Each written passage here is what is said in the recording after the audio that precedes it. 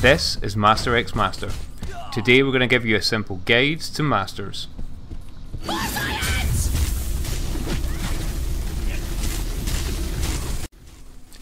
For the uninitiated, Master X Master is NCSoft's latest title. It's a hybrid MOBA game that combines gameplay elements from PvP, PvE and more traditional MOBA games. It's a massively enjoyable title, and it pulls IP from across NCSoft's gallery that includes Lineage 2, Aeon, Blade and Soul and even Guild Wars 2. The game is full of characters, and these masters are going to be the thing that you will play. So what we're going to do is we're going to teach you how to get the most out of them when you start the beta. Around 33 characters were available during this playtest, coming in a range of guises from a Superstar Diva, to Mondo Zax, the furry ball of destruction, to the legendary Ritlock Brimstone from Guild Wars 2. There's even a cute Shugo. Nyerk.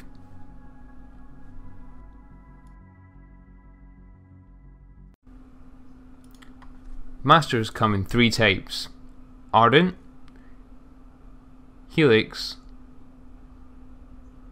and Kinetic. Each of these augmentations, as NCSoft have decided to call them, are effective against different types of mobs and masters. Each master's augmentation can be identified by the symbol up by the health bar above their head. What we'll find here is that the Helix masters are most effective against kinetic mobs. Kinetic masters are most effective against Ardent enemies, and Ardent masters are most effective against Helix enemies.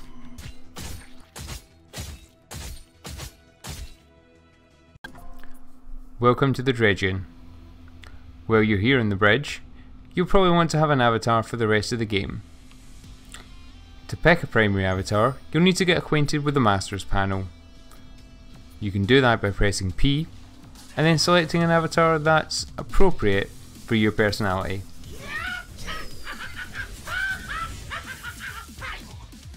While you're in the Master panel, you'll also find a number of other heroes you can purchase, both with Soul and Gold, as you can see here. Gold drops in copious amounts during PvE dungeons, and Soul also is available through other activities as well as leveling up. You'll also find a number of prerequisites for purchasing many of these characters using Soul, including the Queen's Ant rings for Cat, which means you'll have to go into the Ant's Nest a few times, as well as the Shugo and many of the other characters from the NCSoft library. Once you've unlocked these characters, it does appear that they're available for you permanently to choose from when jumping into PvP and PvE missions. This is, however, subject to change during testing. Now you've got all the characters you want, you'll need to know how to use them. Controls are fairly straightforward, with WASD to move, using the mouse cursor to aim, right click to fire, and left click to evade. Q and E use both the skills you've got slotted, and R is your ultimate ability. You can also switch between your two characters using the mouse wheel as so, and vault over obstacles using the spacebar. The skills you use to blast away the sin can also be customised by selecting the Masters panel using P and changing the loadout using Q and E buttons on each of the skills available.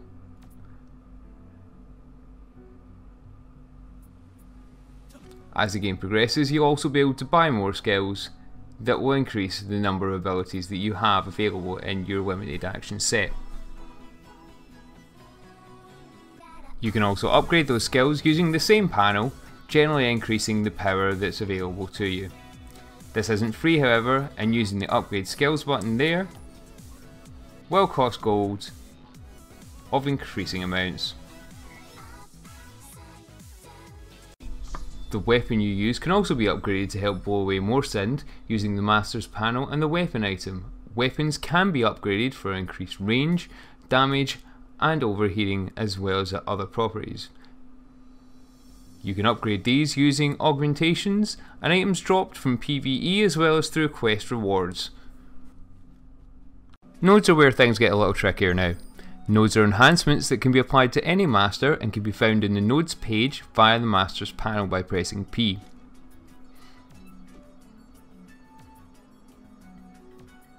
Nodes generally come in three types. Those are offensive, defensive, and auxiliary node types, each of those assigning different properties to a master. Each master has a different affinity for a different set of nodes. As you can see, the Suzuka master here has a higher affinity for aggressive nodes,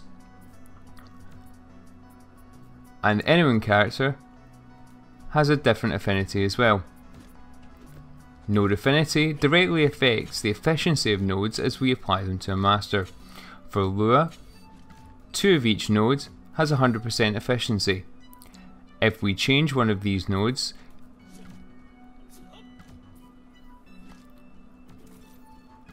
we'll see that the third defensive node has less direct impact and a less positive effect than adding 2 auxiliary nodes.